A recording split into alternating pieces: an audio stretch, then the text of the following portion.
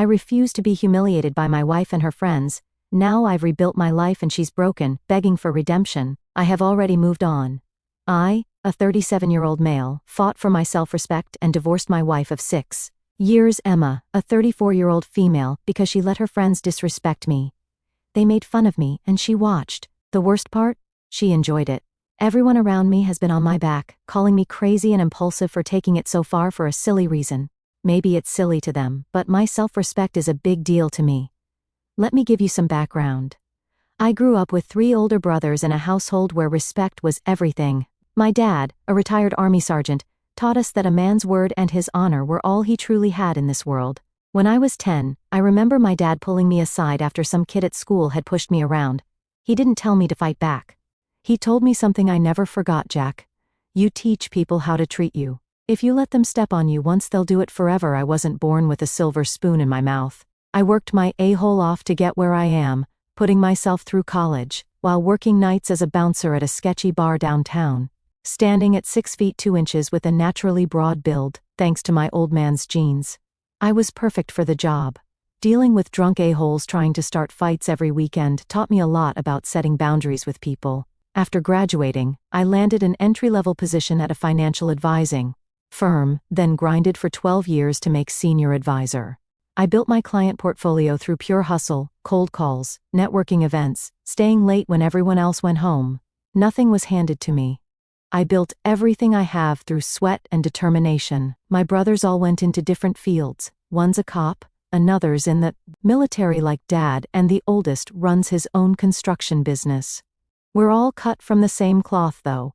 Straightforward guys who don't take love from anyone. That's why what happened with Emma hit me so hard. It went against everything I was raised to believe about how a man should be treated, especially by his wife. I met Emma at a mutual friend's wedding. She was gorgeous, a stunning brunette with bright green eyes that could stop traffic, way out of my league looks-wise. But we connected immediately. She was smart, worked as a marketing executive for a cosmetics company, and seemed to appreciate my straightforward nature. When other guys were playing games and putting on fake personas to impress her, I just told her exactly who I was. 6 months later, I proposed. The first year of marriage was perfect. We bought a modest but nice house in a good neighborhood, traveled to Mexico and the Bahamas, and talked about starting a family in the near future. Then I met her college friends. She had this very close group of girlfriends from college. From the start, I had a feeling they didn't like me, but I shrugged it off. Who cares what my wife's friends think? They weren't important to me. But right from the first time she introduced me to them at this fancy brunch spot downtown, I felt this cold vibe. They tried to be sweet, but one could easily see through their act.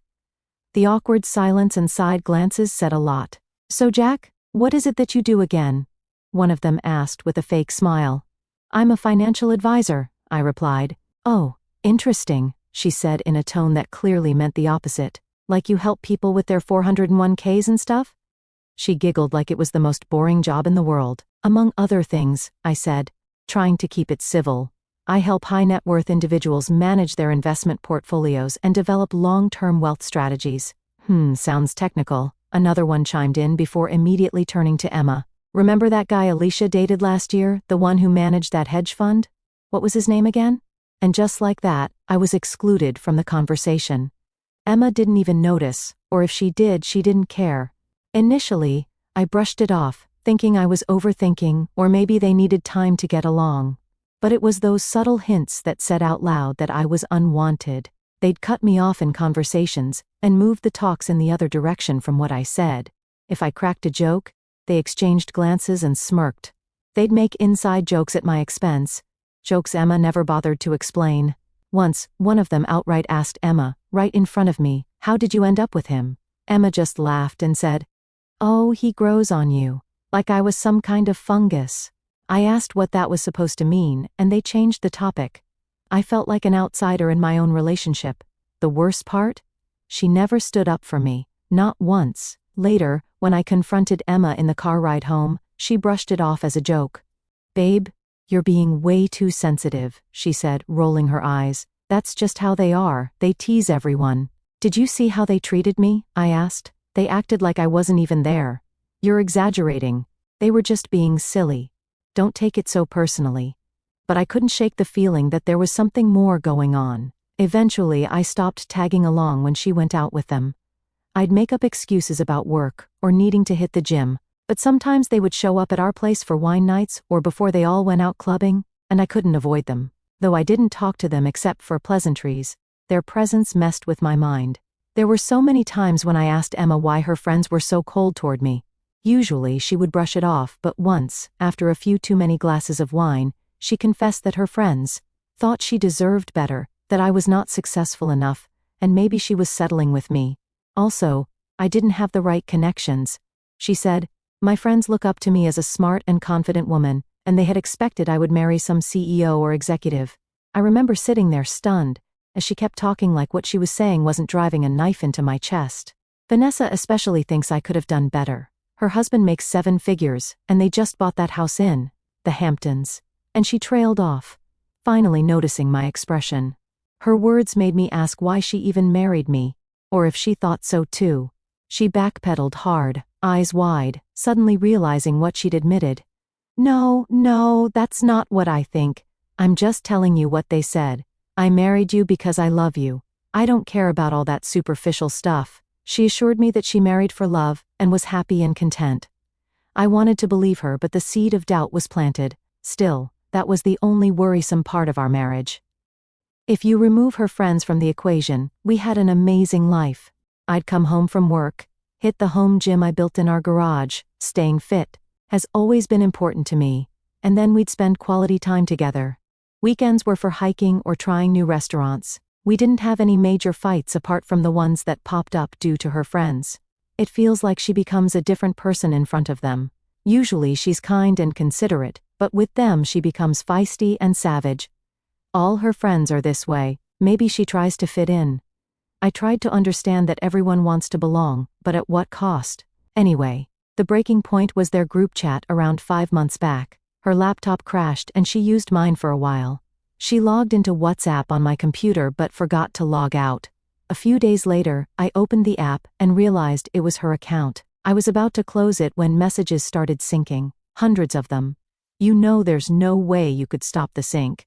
I intended to log out, but my name popped up multiple times in a group chat, and I could see through the preview. Curiosity got the best of me, and I opened the chat. What I saw, man, I can still feel that pit in my stomach thinking about it. It was worse than I ever imagined. She wasn't just tolerating their trash talk, she was enjoying it. The group was called Boss Babes. There were 5 of them, including Emma. They talked daily, sharing everything from work gossip to relationship details. I scrolled back a bit to get context, and what I found made me sick. There's one friend named Vanessa. She's the meanest of all. She married a hedge fund manager a year back and brags nonstop about the money, the holidays, and the gifts. The guy is handsome too. A former college athlete type who still has time to hit the gym despite his supposedly demanding job. She often sent their pictures in the group and then tagged Emma and asked, "What did Jack do for your birthday?" Or "Where was Jack taking you for the holidays?" It was hurtful, but Emma's response was more shattering. I kept reading, unable to stop despite the growing knot in my throat. Vanessa just got back from Maui. Kevin surprised me for our anniversary. Photo of her in a bikini next to her husband on a yacht. Emma, OMG, so jealous. Looks amazing. Vanessa, what did Jack get you for your birthday last month? Did he finally take you to that restaurant you've been hinting about? Emma, LOL, no, he got me flowers and cooked dinner. It was sweet, I guess. Then Vanessa, flowers and dinner at home? That's it, girl? Then another friend chimed in. Stephanie, I swear. Sometimes I wonder what you were even thinking when you decided to marry him. And Emma responded, I wonder that too, LOL. I felt like I'd been punched in the gut. This was my wife, the woman who just last night had curled up next to me on the couch, who told me she loved me before we went to sleep. The conversation continued. Ashley, he's so boring. He doesn't even surprise you with weekend getaways like Kevin does for Vanessa. To which Emma replied, Vanessa, you deserve someone who matches your energy, someone successful and exciting. Not Mr. Financial Planner who thinks a wild night is trying a new IPA at the local brewery, LMAO. Emma, stop. They egged on, laughing at my expense like I was some clueless fool. The worst part was seeing how easily Emma joined in. In some messages she'd defend me a little. He's really good with money though, or sweet in his own way. But it felt like she was talking about a pet, not her husband.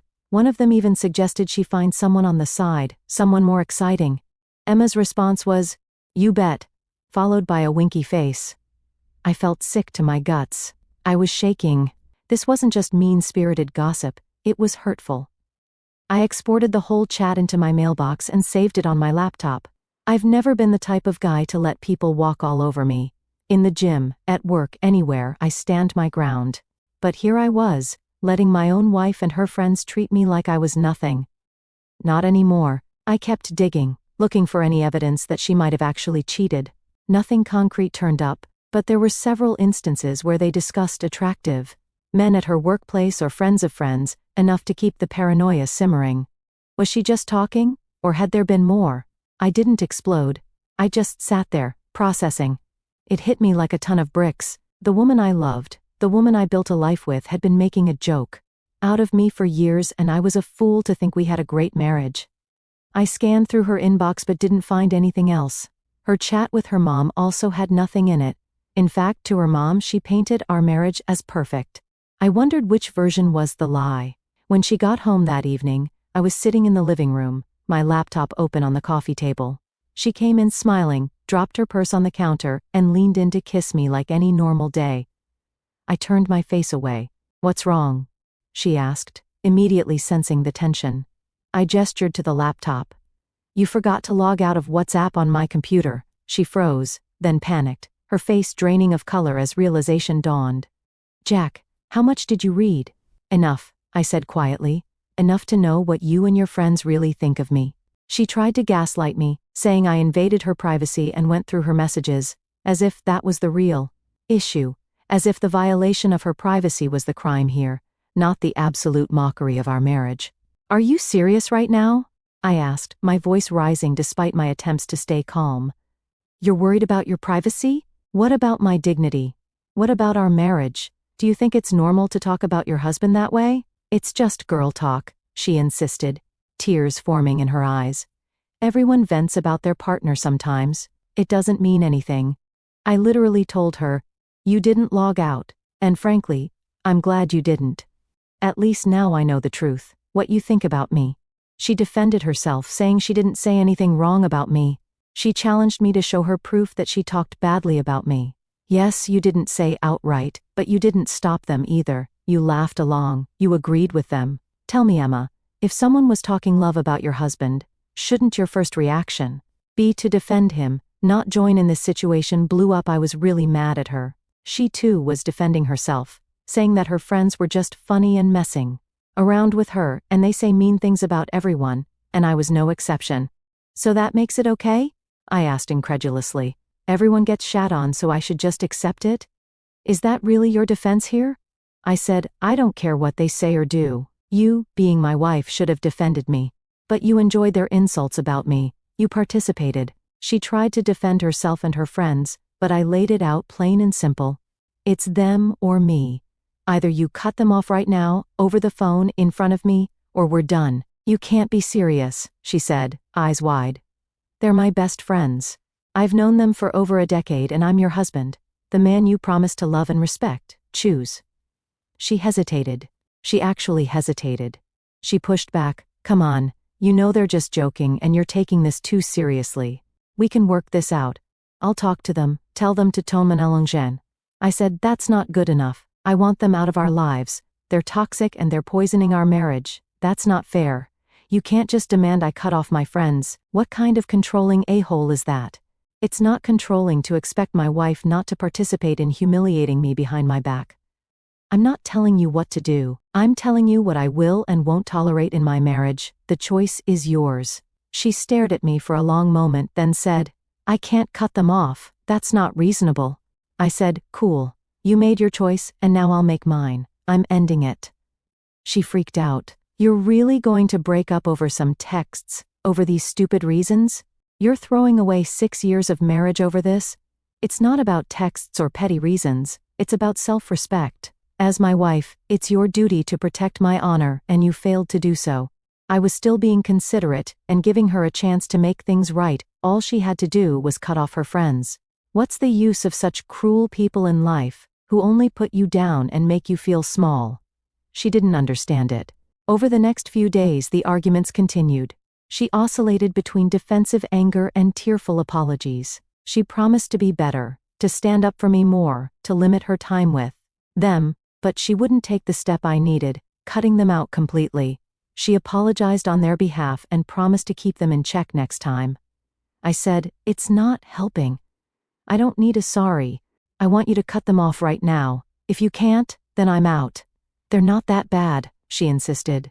"You're only seeing the worst moments. They can be really supportive too." Supportive of what? Undermining your marriage? Making you feel like you settled? Encouraging you to cheat? That was just a joke. I would never cheat on you. But you joke about it with them. You entertain the idea. Where's the respect in that? After a lot of back and forth and multiple rounds of fighting and yelling, she finally said firmly that she cannot cut off her friends. "They came into my life before you, and I can't lose them over you."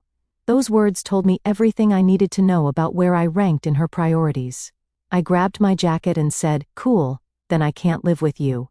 End of discussion. She tried to stop me, but I stormed out. I spent the night at a hotel, just needing space to think. Over the next few days, I told her we needed to start living separately. Either she moved out, or I would. She resisted for a while, but when I didn't soften, she flipped and said, "Think again. I'm way out of your league. You may not be lucky twice." I laughed at her words. She's so smug. "Once I say yes to the divorce, I won't change my mind, even if you're begging, coming crawling on your hands." I let out a bitter laugh and said, "Fine by me." Her true colors really came out then. The mask slipped completely. This wasn't the woman I married, or maybe it was, and I just hadn't seen it clearly before. She packed her stuff and left. "We're going through the separation period before we can proceed with the divorce. We have a 6-month waiting period, and it's killing me. I'm counting the days until it's over. We've split the assets 50-50 and put the house up for sale. Luckily we don't have kids, so there's no custody battle. Even without that, things are messy. And on top of that, everyone around is calling me impulsive and too sensitive. They're belittling my feelings, saying that I have blown this out of proportion, and it could be solved just via couples therapy." "Therapy?" My mom called me, worried. "Jack, honey, marriage takes work. Everyone has rough patches." "Mom, this isn't a rough patch. She fundamentally doesn't respect me. Would you stay with Dad if he laughed along while his friends made fun of you?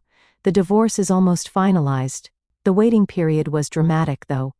She put up a face that it was my loss, and she was leading her best life. She subtly tried to manipulate me using my parents and friends. "You see, I'm a low-key guy. I don't make my life public. I didn't go about telling everyone I was divorcing. She did. She deliberately slipped out this information to my parents and my friends, and fed them a twisted version of the truth.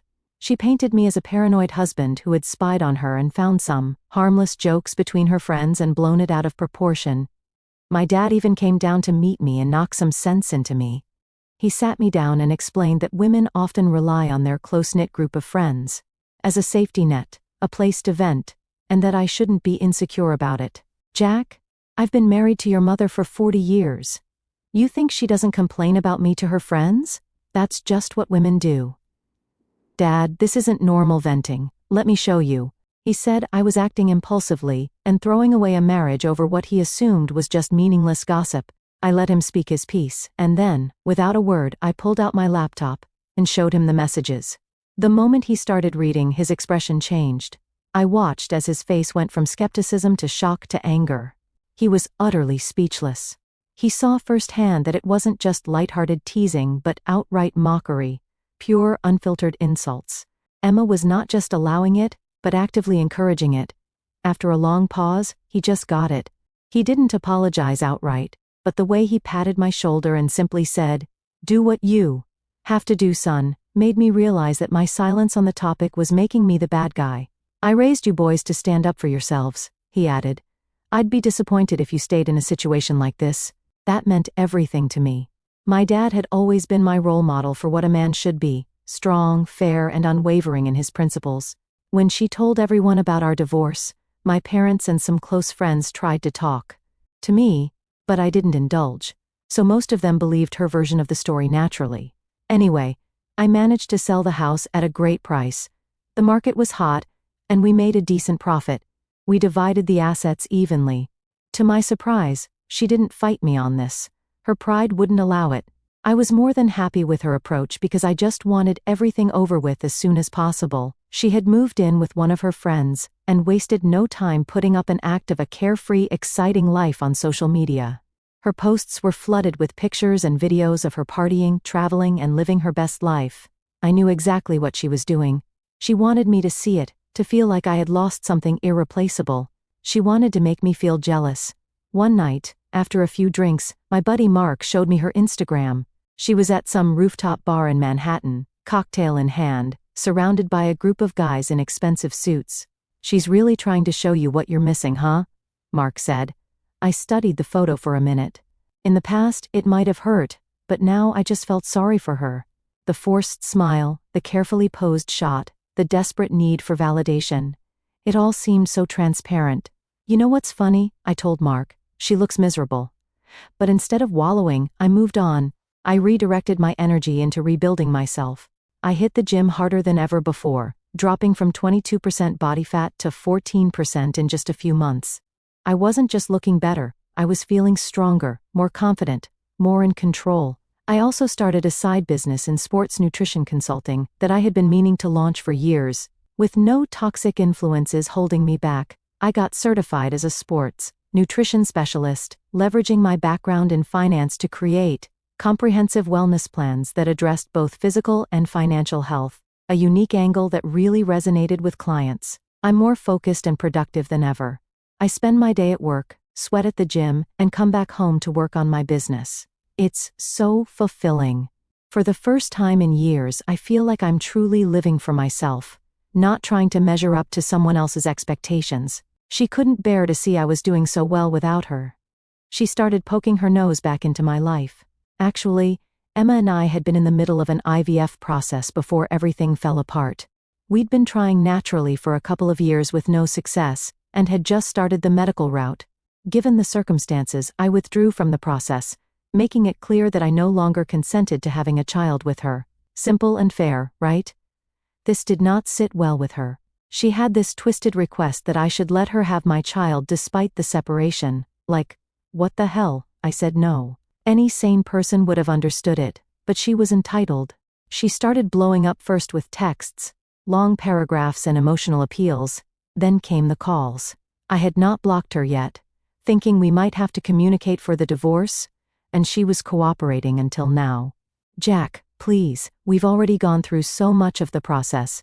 The doctor said my eggs are perfect and we have a real chance. Don't take this away from me. Emma, we're getting divorced. Why would we bring a child into that situation? Because I'm running out of time. Do you know how hard it is to start over at my age, to find someone, build a relationship, get married again, and then try for a baby? I might miss my window completely." Her panic was real, but so was my resolve. I wasn't going to create a lifelong connection to someone who had betrayed my trust so deeply. When I ignored the texts and calls, she showed up on my doorstep. She looked disheveled, eyes puffy from crying, quite the opposite of the glamorous life she showed off online. She pleaded, "Please, this is all I've ever wanted. I don't even need you to be involved. Just let me have this baby. I'll raise it alone. You won't have to do anything." I said, "I'm relieved we don't have children together. The separation would have been so difficult. It's easy this way, and you want to complicate it by having my child? I won't permit it." She still persisted, but I firmly said, "We are done. I want no connection to you now or in the future." She clutched my sleeves, tears rolling down her face. She begged, "I know we didn't work out, but this is different. It's my dream. I've always wanted to be a mother. Please don't take this away from me." She was desperate, but I remained unmoved and asserted, "You're asking me to bring a child into this world, into a broken relationship. I won't do it. I refuse to have a child that links me to you for life." She sobbed harder and made all sorts of unrealistic promises. "I'll sign anything you want. No child support, no involvement. You won't even have to see them. I just need this." I shook my head. "My decision is final. I already informed the clinic to discard my sample. There's nothing left to discuss." I remember the look in her eyes, a mix of desperation, anger, and disbelief. She couldn't fathom that I would deny her something she wanted so badly. But that was the difference between us. She thought only of herself, while I was thinking of a potential child who would be born into a fractured situation. She stared at me for a long moment, searching my face for any sign of softness. I remained unmoved, and she finally left, wiping her tears. A few days later, her parents reached out with the same requests. They assured me I wouldn't have any responsibility for the child. She would sign an official document that she would ask for no child support. But my answer remained the same: absolutely not. I wanted no connection to her, and certainly not through a child. This is the final stretch before the divorce is finalized. I can see the finish line, and I'm counting down the days. Final update: it's been a while, and life has exploded in the best possible way. After everything that happened, I threw myself into my business, and it has paid off tremendously. I started my sports nutrition consulting as a side hustle, primarily for amateur athletes, and now it has grown into a full-fledged company with 5 employees. I've expanded into personalized fitness programs, recovery techniques, and even a premium supplement line that's been featured in Men's Health and Sports Illustrated. I was able to scale it beyond my expectations, and now I run it full-time. I quit my financial advising job a year ago and never looked back. The transition wasn't easy. There were plenty of late nights, uncertain moments, and financial stress as I built the business, but unlike my marriage, this was stress with purpose. Every obstacle I overcame made me stronger and moved me forward.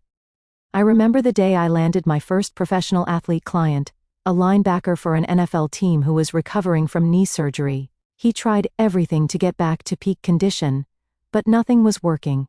My program got him back on the field 3 weeks ahead of schedule, and the referrals started pouring in after that.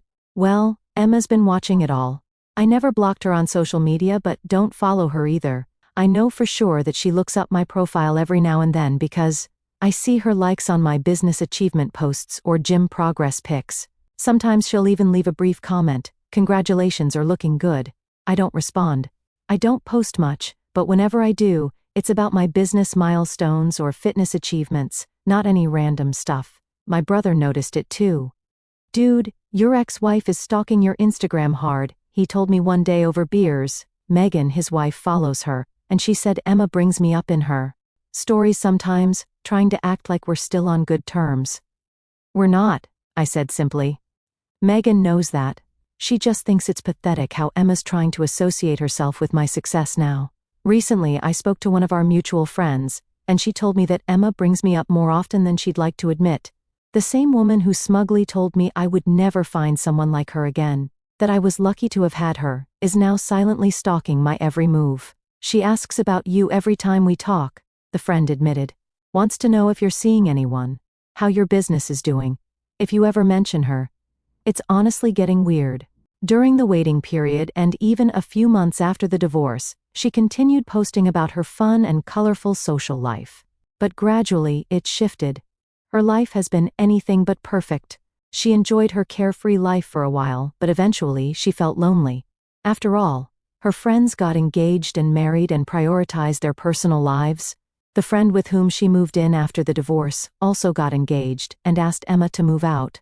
She chose them over me and, in the end, got left behind by her soulmate friends. Those cheerful group pictures with her so-called best friends had disappeared.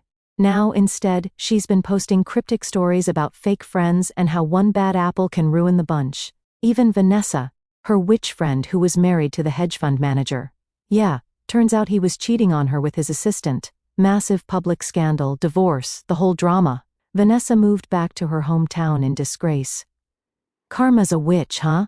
I heard through the grapevine that Emma tried to reconnect with Vanessa after that, thinking they could bond over being divorced, but Vanessa was too deep in her own problems to care about Emma's. The Boss Babes group chat apparently fell apart completely when one of the other women accused Stephanie of sleeping with her husband.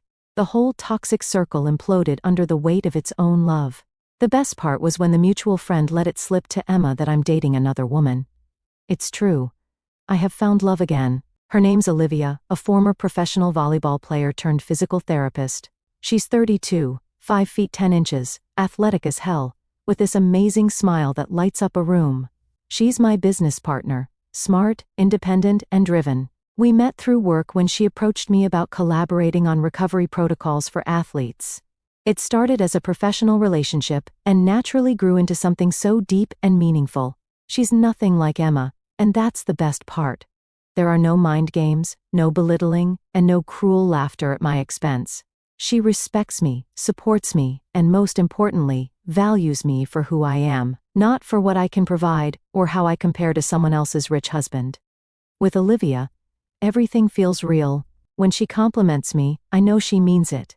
When we disagree, we talk it out like adults. There's no passive-aggressive love. No running to friends to mock me behind my back. She moved in with me 3 months ago, and it's been amazing. We work out together, collaborate on the business, and push each other to be better. She understands my drive because she has the same ambition herself. Last month, we opened a small performance center downtown, combining our expertise into a holistic approach to athletic development. The place has been packed since day one. When Emma found out about her, she lost it. She showed up at my gym unannounced while I was training a client, asking for a few minutes. She looked different and desperate. Well put together on the outside but hollow-eyed and regretful. She started off by saying sorry. This was the first time she ever uttered that word, and it felt like she meant it. "Jack, can we talk privately please?" she asked, glancing nervously at my client, a college basketball player who was clearly uncomfortable with the situation. I excused myself for a moment and led Emma to the small office in the back. "What do you want, Emma? I'm working." She took a deep breath. "I've been doing a lot of thinking, and I need to apologize to you. I was wrong, so wrong about everything."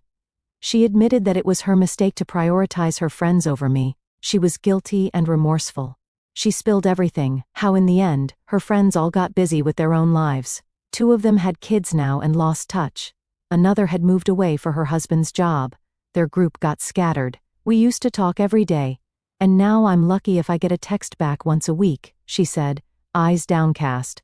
"I sacrificed my marriage for people who dropped me the minute their lives changed." This was the primary reason she wanted to have kids with me, because her friends were having them and she didn't want to feel left out. She confessed that she wanted to fit into the girls' gang. These girls were the coolest ones in her college. Emma wanted to be a part of this group, so she did everything to fit in and never stood up against them. "I was insecure," she admitted. "I always felt like I had to prove myself to them, like I wasn't good enough unless they approved of my life. And they never thought you were good enough for me, so I tried to see you through their eyes instead of my own." She said, "I never wanted to hurt you and didn't mean what I said in the chat. I just played along to be in their good books." I was like, "Exactly. You cared about them, their opinion, and not about my feelings. You made your choice, and I made mine, and we both are living by it." She wiped her tears and tried to fake excitement. "I'm so happy for your success. You're doing so well. I follow your business updates. Your body looks amazing too. You're absolutely ripped now. You're thriving. You look younger and more confident." I didn't melt, just nodded with a half smile. Then came the real reason for her visit. Emma had lost her marketing job 6 months ago during company downsizing. She'd been struggling to find something comparable, burning through her savings. Her new apartment had serious water damage from a burst pipe, and her insurance was giving her the runaround. "I've been staying at an Airbnb, but it's eating through what little money I have left," she explained, voice cracking. "My parents offered to let me move back home, but they're in Florida now, and there's no job market for me there." She meekly said, "Now that I've realized my mistakes and lost all my toxic friends, do we have a chance to try again?" I laughed at her question. She didn't call off her friends, they sidelined her, and when she had no one, she came to me as if I was the last choice. I smirked. "What about Olivia? You know about her, don't you?" She pretended to be surprised and then whispered, "You've only known her for a few months. It shouldn't be difficult to get her out of the picture. We had 6 years together, Jack." The audacity of this woman was unbelievable. After everything she'd done, she thought she could just waltz back into my life because it was convenient for her now. I said, "It actually would be difficult because, you know what? I love her. She's an amazing woman. I wish I could say the same for you." Then she broke down completely. "Please, please, I need help, even just temporarily. Let me stay at your place for a few weeks until my apartment is fixed. I don't have anywhere else to go." She was in tears, saying she lost everything, a happy married life, a chance to be a mother, Her career was stalling while mine was soaring. Even the men she had tried to date after me had all let her down. She confided that none of them were serious about her relationship, and that the few who were financially successful treated her like a trophy, not with the respect that she claimed she wanted now. The dating apps are horrible, Jack. Men just want one thing, and the decent ones don't want a woman in her mid-30s with nothing to show for it. I made a mistake. I threw away the one good man who treated me right. Her eyes were remorseful. She had finally realized what she had lost, that she had let go of. The one person who genuinely loved her for people who didn't care. The pain of realizing that she had thrown away something real for short-term validation from fake friends who abandoned her when she needed them. She grabbed my arm. Please, I'll do anything. I can help with your business. I'm good at marketing, you know that. I can help you take it to the next level. Just then, there was a knock at the door. Olivia poked her head in, immediately assessing the situation. Everything okay in here? She asked, her eyes flicking between me and Emma. Everything's fine, I assured her. Emma was just leaving. Emma stared at Olivia, taking in her athletic build, natural beauty, and confident posture. The comparison was inevitable, and Emma knew she was looking at a woman who was everything she wasn't, genuine, self-assured, and truly supportive. But I felt nothing, no bitterness, no anger, just peace. I told her goodbye, and I meant it. I closed the door on her for the final time. Last I heard, she's living with her parents again at 36, working an entry-level job at half her former salary. Her Instagram is mostly dead now, except for occasional reposts of motivational quotes about rebuilding and second chances.